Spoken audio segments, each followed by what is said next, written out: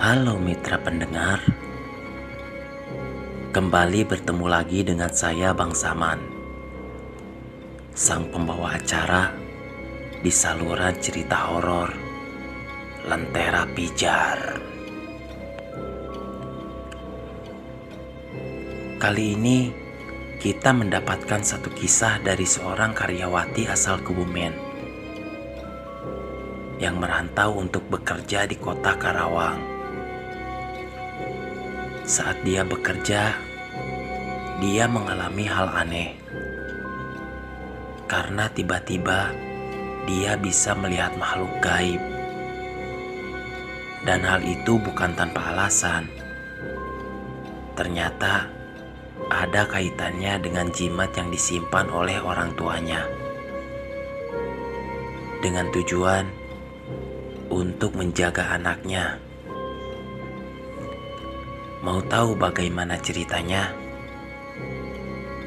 Persiapkan diri kalian, karena perjalanan wisata horor akan dimulai sekarang.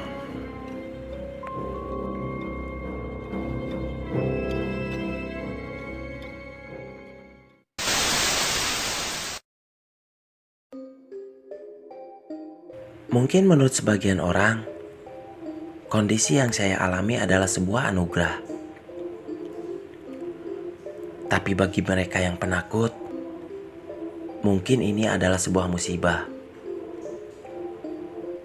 Dan bagi saya pribadi, entahlah. Karena saya bukan orang yang penakut akan hal gaib.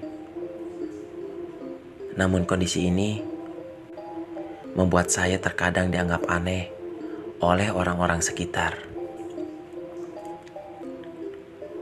Perkenalkan, nama saya Fauzia. Saya lahir di sebuah desa terpencil yang ada di kota Kebumen. Saya merupakan anak perempuan satu-satunya dari 4 bersaudara. Orang tua saya merupakan orang yang biasa saja. Namun kakek saya merupakan salah satu tokoh desa yang sangat kental akan hal-hal mistis. Pada kisah kali ini, saya akan menceritakan awal mula saya bisa melihat makhluk gaib. Awal kejadian itu terjadi pada tahun 2016. Waktu itu saya pergi merantau untuk bekerja di salah satu perusahaan tekstil yang ada di kota Karawang. Pada saat itu, saya tinggal di sebuah mes yang memang disediakan oleh perusahaan. Satu kamar mes ditinggali oleh 8 orang. Dan rata-rata mereka juga sama perantau dari berbagai kota. Di perusahaan itu, saya bekerja sebagai operator salah satu mesin pemintal benang. Tak terasa, saya sudah bekerja di perusahaan itu selama 1 tahun. Namun setelah 1 tahun kerja, di tahun itu juga saya banyak mengalami hal-hal aneh. Pada saat itu, kebetulan jadwal kerja shift pagi. Waktu itu ketika memasuki waktu maghrib, saya berniat menutup jendela kamar. Dan ketika saya menutup jendela, saya dikagetkan dengan sosok putih yang melintas di luar jendela. Sosok itu terlihat jelas melintas. Dan saya lihat dia seorang perempuan dengan rambut yang sangat lebat. Karena penasaran, saya mencoba melihat sosok itu. Namun ketika saya lihat, sosok itu tiba-tiba menghilang. Saya yang pada saat itu tidak menganggap itu adalah hal aneh. Saya anggap mungkin itu hanya halusinasi saya saja. Satu minggu setelah kejadian itu, kebetulan saya memasuki jadwal shift malam. Dan di saat itu, saya mengalami hal aneh. Pada saat itu ketika saya menjaga salah satu mesin pemintal benang, dan memang tugas saya sebagai operator untuk menyambung setiap benang yang putus di mesin. Waktu itu ketika saya membereskan benang yang berjatuhan, di seberang mesin, saya melihat seperti ada seseorang. Karena memang saya melihat posisi dari kakinya. Kemudian ketika saya berdiri, orang itu tidak ada. Karena saya tidak mau berpikir macam-macam, saya hanya menganggap mungkin saya salah melihat. Setelah kejadian itu, ketika saya memasuki jam istirahat, saya pergi ke kantin untuk makan. Dan pada saat di kantin, saya melihat ada seseorang operator yang sedang duduk sambil menunduk. Dia mempunyai rambut pendek. Panjang rambutnya hanya sampai bahu. Namun yang membuat saya heran, dari awal saya datang sampai jam waktu istirahat selesai, saya perhatikan dia hanya duduk dan menunduk. Padahal waktu itu ada karyawan lain juga yang duduk di sampingnya. Namun karyawan lain seakan tidak melihatnya. Kemudian pada saat itu, saya selesai dengan istirahat saya dan kembali ke mesin. Waktu itu menunjukkan jam 3 pagi. Dan ketika saya sedang berkeliling mesin, saya langsung dikagetkan dengan sosok wanita yang ada di kantin itu. Dia sedang menyambung benang di mesin yang saya jaga. Kemudian, karena penasaran, saya langsung menghampirinya. Karena saya juga heran, selama saya bekerja, saya baru melihat wanita itu. Namun ketika saya bertanya pada wanita itu, dia tidak menjawab dan hanya menunduk sambil memegang benang. Saya yang pada saat itu tidak menyadari kalau itu hal aneh.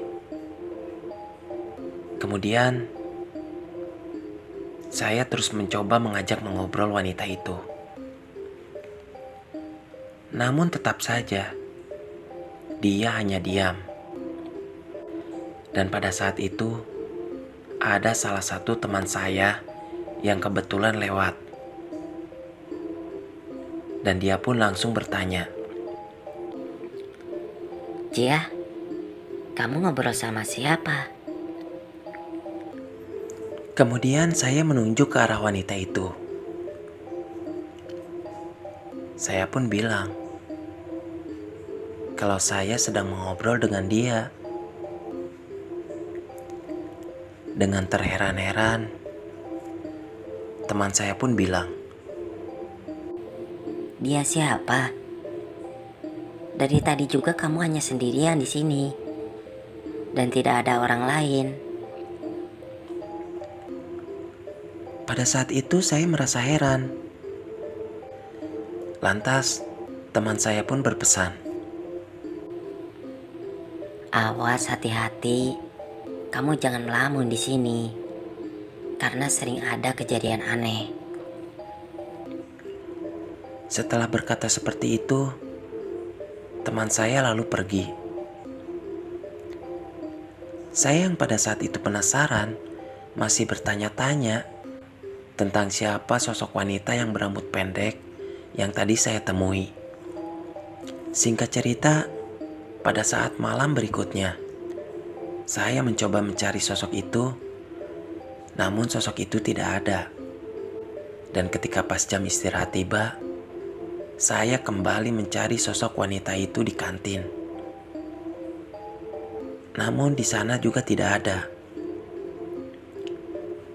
Pada saat saya beristirahat, saya mencoba bertanya ke pegawai lain yang memang sudah lama bekerja di perusahaan itu.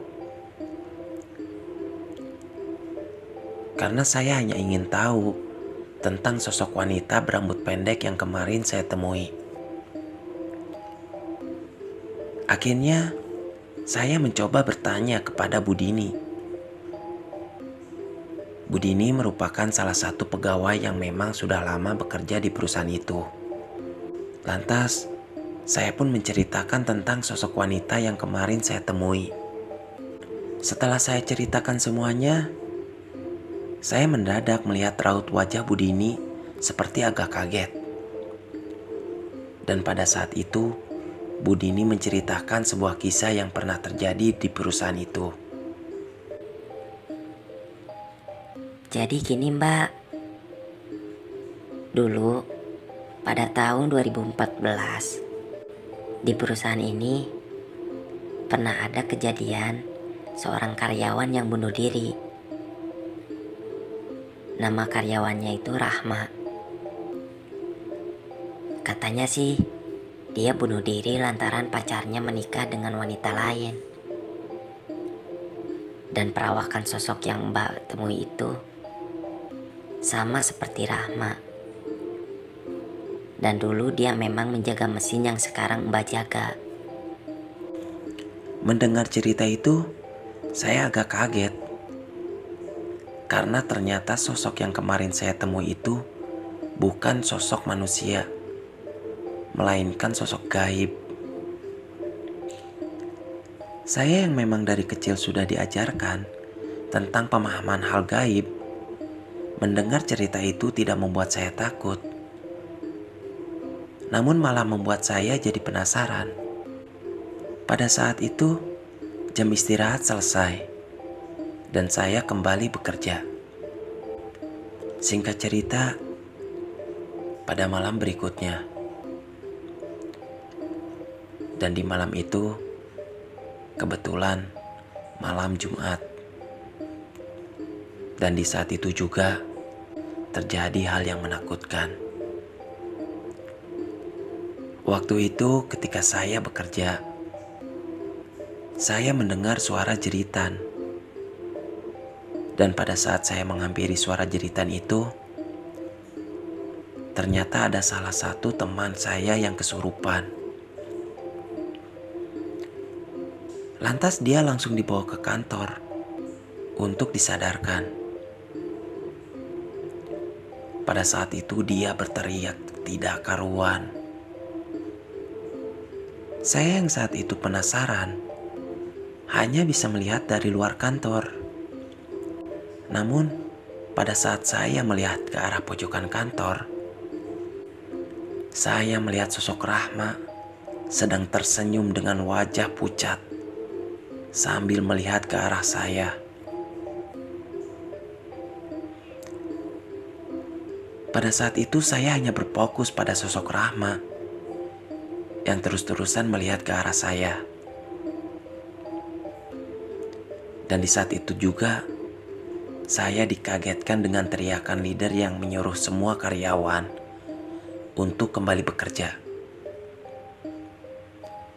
Dan akhirnya saya pun kembali melanjutkan pekerjaan. Singkat cerita, setelah jam istirahat, dan karyawan yang tadi kesurupan sudah berhasil disadarkan. Pada saat saya sedang berkeliling mesin, kembali sosok Rahma menampakkan diri. Pada saat itu, saya mencoba menghampiri dan mencoba berbicara kepada dia agar dia tidak lagi mengganggu karyawan yang bekerja. Dan tanpa disangka, dia langsung melihat ke arah saya dengan wajah yang pucat dan senyum yang menyeramkan. Walau sedikit ada rasa takut, saya mencoba melawan rasa takut itu. Namun tanpa saya sadari, ternyata banyak karyawan lain yang memperhatikan dan tidak sedikit yang menganggap saya aneh karena saya berbicara sendiri. Buat kalian yang mempunyai pengalaman atau kisah horor, kalian bisa ikut berpartisipasi dengan cara mengirimkan kisah horor kalian melalui email kami. Atau kalian bisa follow Instagram kami yang sudah ada di deskripsi. Karena sebagian penghasilan channel ini akan kami bagikan kepada orang-orang yang membutuhkan.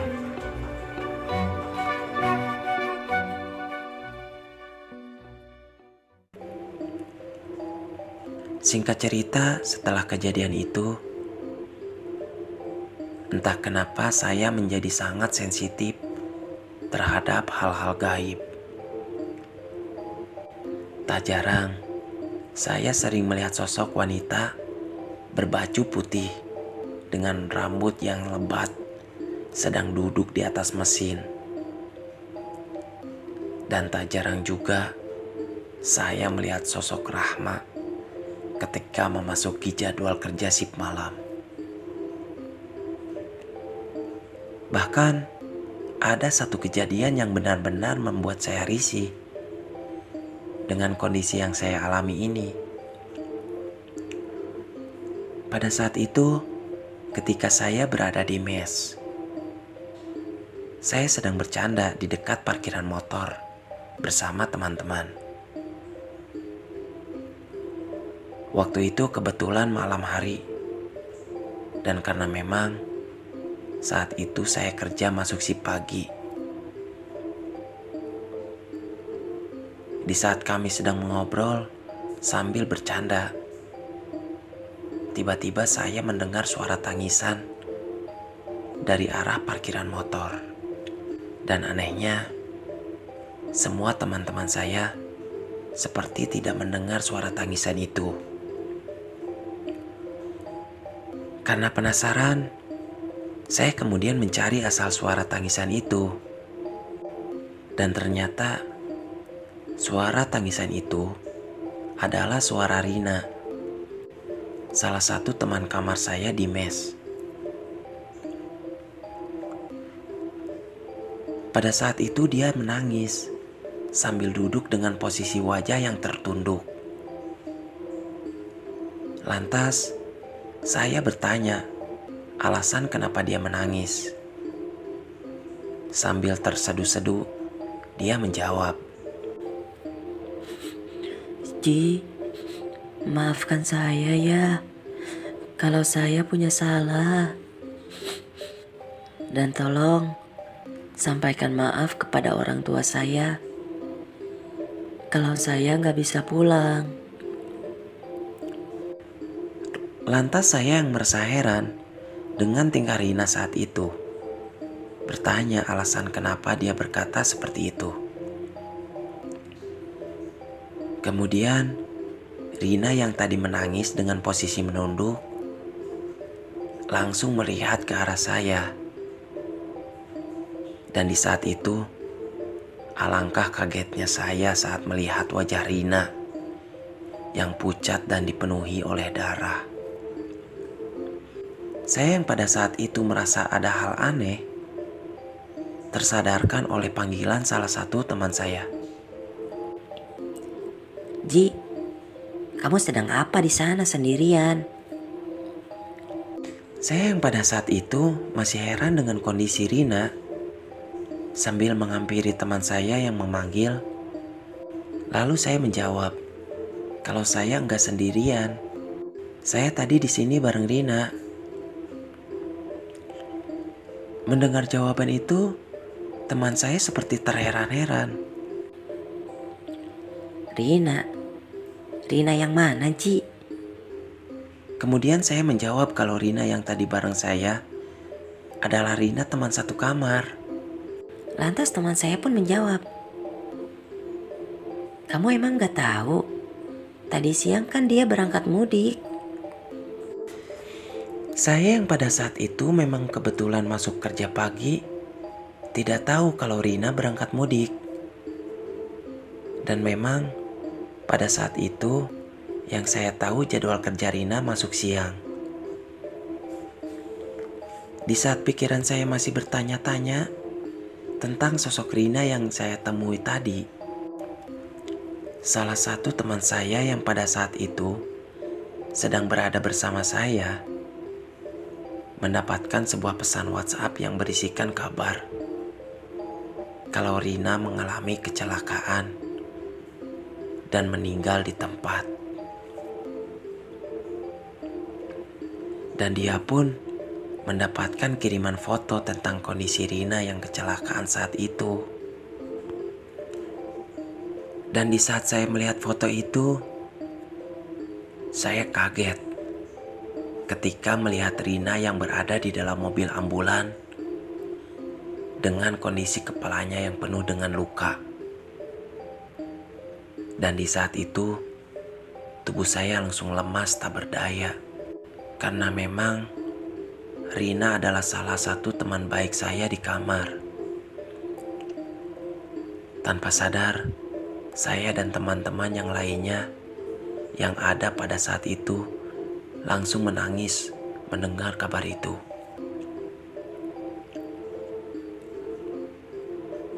Beberapa hari setelah kejadian Rina meninggal, saya kembali mengalami hal aneh.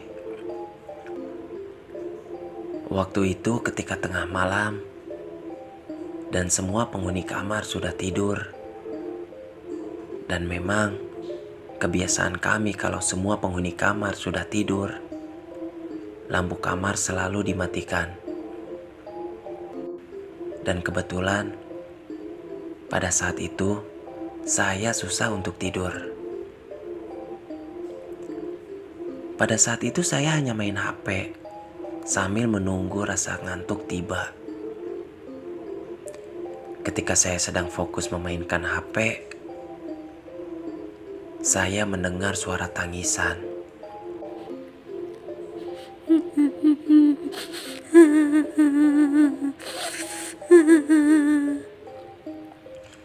Saya kira suara tangisan itu berasal dari salah satu teman saya. Namun, ketika saya bangun dan memperhatikan, saya langsung kaget karena saya melihat sosok wanita sedang duduk sambil tertunduk di tempat tidur Rina. Saya sempat berpikir, siapa yang menangis itu? Karena memang setelah kematian Rina, tidak ada satupun yang berani menempati tempat tidur itu. Karena penasaran, saya mencoba menghampiri sosok itu. Ketika saya mencoba menyapanya, saya langsung kaget. Karena saat itu, saya melihat sosok Rina dengan wajah yang sangat pucat. Lantas sosok itu berkata,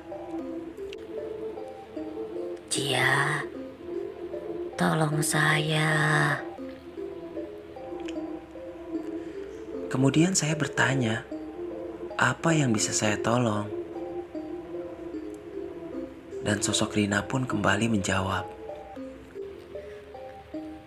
Tolong, sampaikan maaf kepada orang tua saya. Kalau saya belum bisa membahagiakan mereka. Lantas, saya pun menyanggupi permintaannya. Kemudian, sosok itu tersenyum dan perlahan-lahan menghilang. Singkat cerita, pagi pun tiba. Beberapa teman kamar saya sebagian pergi berangkat untuk bekerja. Dan kebetulan hari itu saya libur kerja. Dan pada saat itu saya mencoba bertanya, apakah ada yang mempunyai nomor orang tua Rina? Dan ternyata ada salah satu teman saya yang punya. Lantas saya pun langsung menelpon kepada orang tua Rina dan menceritakan kejadian yang saya alami tadi malam. Di saat itu, saya mendengar suara tangisan dari orang tua Rina. Kemudian, orang tua Rina mengatakan bahwa mereka sudah memaafkan Rina. Singkat cerita, setelah kejadian itu, sosok Rina tidak pernah lagi muncul. Dan saya sengaja tidak menceritakan kejadian yang saya alami ketika bertemu dengan sosok Rina kepada teman-teman kamar. Karena saya takut mereka malah ketakutan.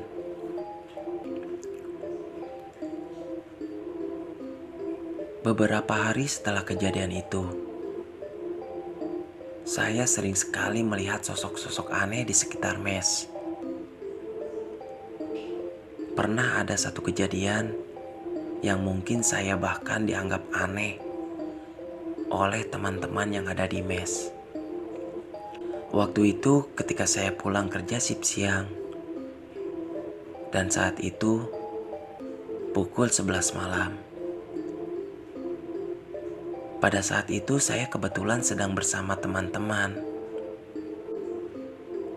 Di tengah jalan saya melihat sosok wanita dengan memakai pakaian seragam. Namun kondisi seragamnya sangat kusut dan berlumuran darah. Pada saat itu saya yakin itu bukanlah sosok manusia. Pada saat itu dia berdiri di sisi jalan yang saya lewati. Dan di saat itu saya berjalan bertiga dengan dua teman saya. Dan kedua teman saya tidak melihat sosok itu. Padahal sosok itu sangat dekat. Jarak antara saya dan sosok itu paling hanya 5 meter. Akhirnya saya tidak menghiraukan sosok itu dan terus berjalan pulang ke mes. Awalnya saya berpikir kalau itu hanyalah sosok yang memang sedang berdiam di sana. Namun ternyata sosok itu terus mengikuti saya, bahkan sampai ke kamar. Pada saat itu sesampainya di depan kamar, saya hendak membuka sepatu. Di saat saya melihat ke arah sekeliling, saya kaget. Ternyata sosok wanita berseragam yang tadi saya temui kembali menampakkan dirinya lagi. Dan pada saat itu, dia sedang berdiri di dekat pintu kamar mes lain. Saya yang mungkin sudah sering melihat sosok penampakan gaib, saya tidak merasa takut. Dan saya hanya menghiraukannya saja. Namun saya tidak menyangka sosok itu terus-terusan mengikuti. Pada saat itu ketika saya sedang mulai terlelap tidur, saya mendadak sesak nafas. Seperti ada sesuatu yang menindih. Ketika saya membuka mata, sontak saya kaget.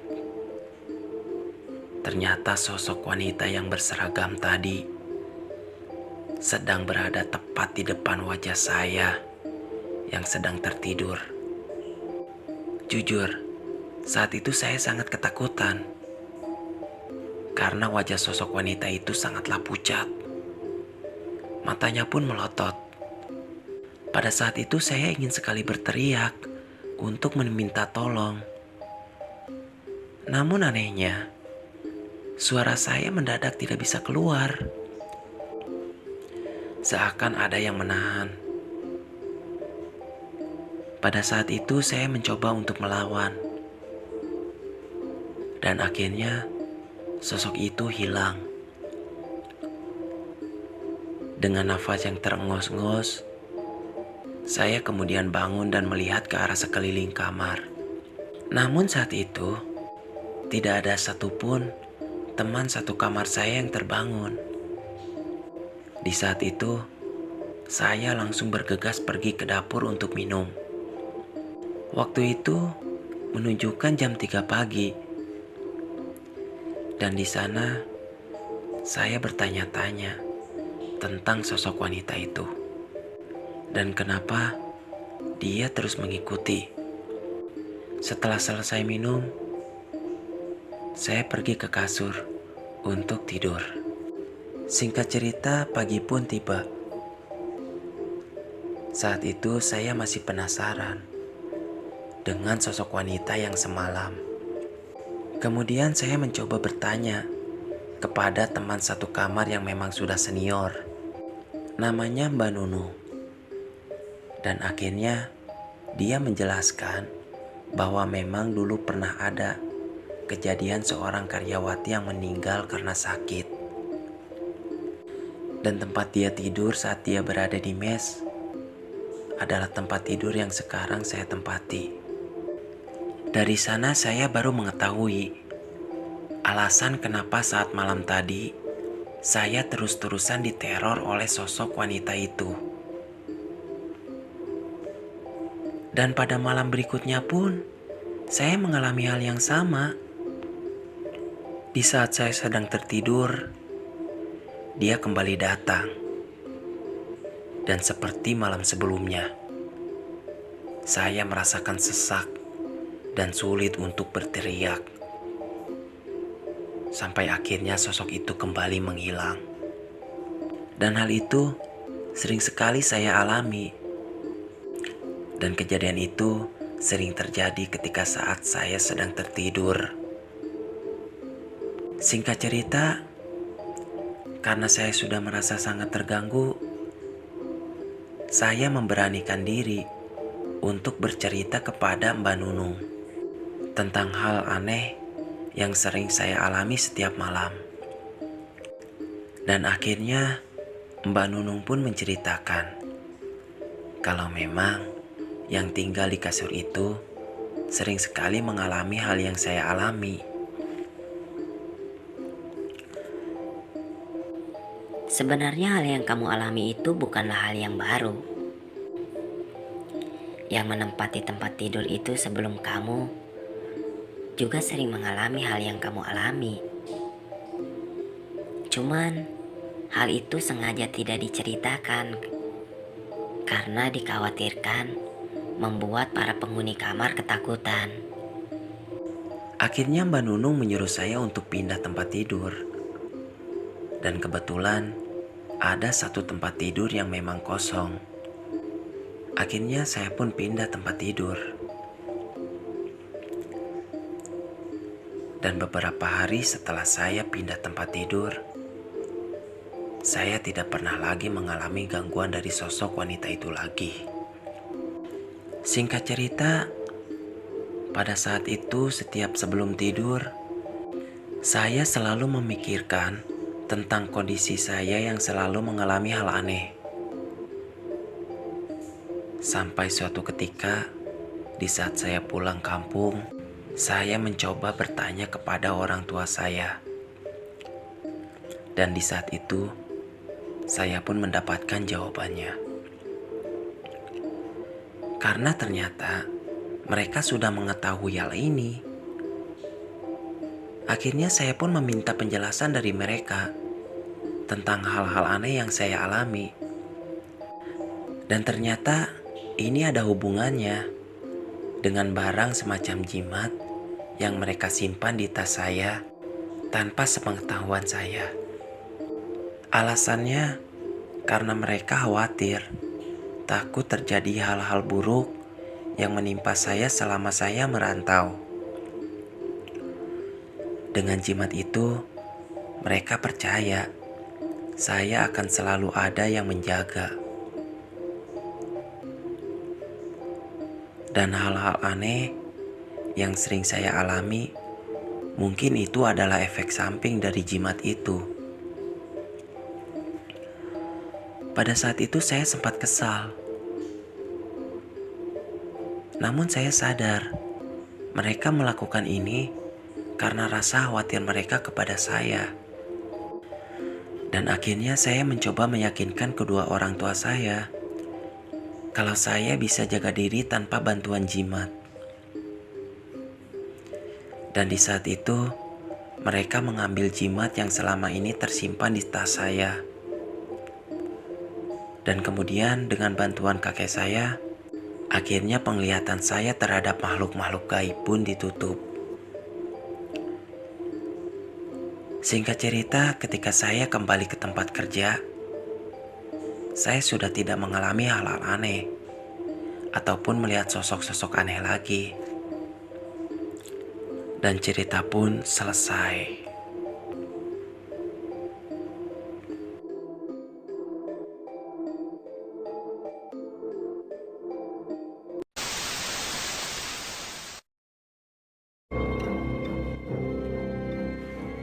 Mitra pendengar, itulah kisah dari narasumber kita, Mbah Fauziah. Sebuah kisah yang sangat mengerikan. Dan bahkan banyak sekali pelajaran yang bisa kita ambil. Sebagai makhluk yang bertuhan, semestinya tidak perlu meminta perlindungan lewat jimat-jimat ataupun sejenisnya. Karena hal itu sama saja kita meminta perlindungan kepada para jin. Dan biasanya hal itu selalu mempunyai efek yang sangat buruk.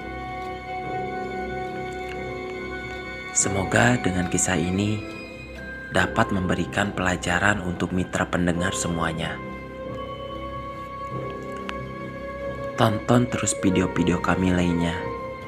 Dan jangan lupa terus dukung kami agar kami semangat dalam memberikan kisah cerita horor dan mengajak mitra pendengar semuanya berwisata horor bersama kami.